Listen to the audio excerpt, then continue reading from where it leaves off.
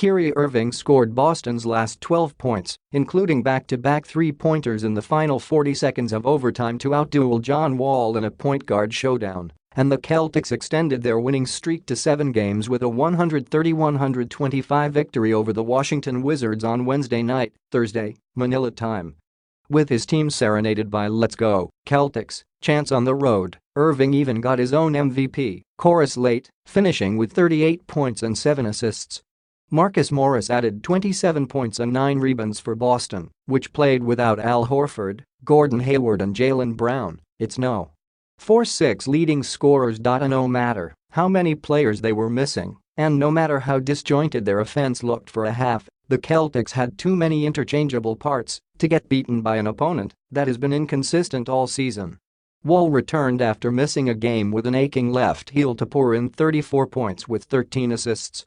But his 7 points in OT weren't enough to keep pace with fellow All-Star Irving.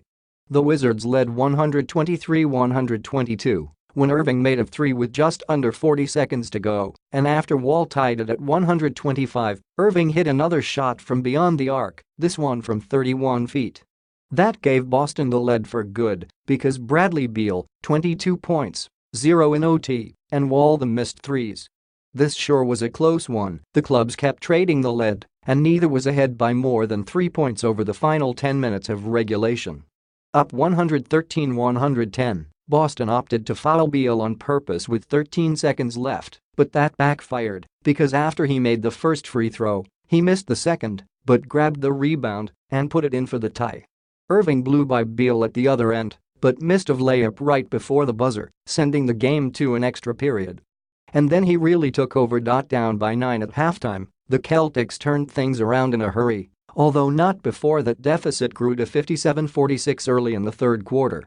Soon enough, Boston put together a 10-0 spurt, capped by a pair of free throws by Marcus Smart, to take the lead at 65-62 midway through the period.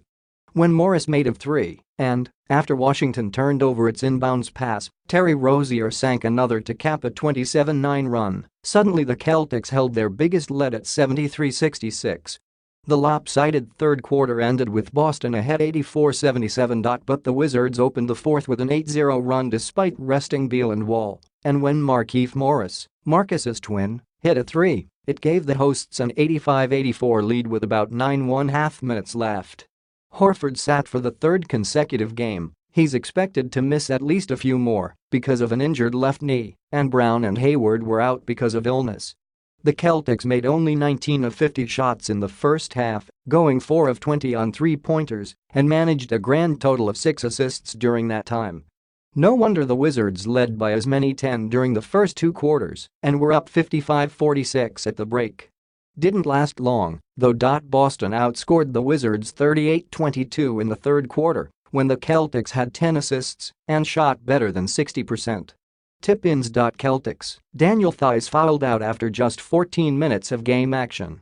He had 8 points and 6 rebounds. Boston went 25 for 25 at the free throw line.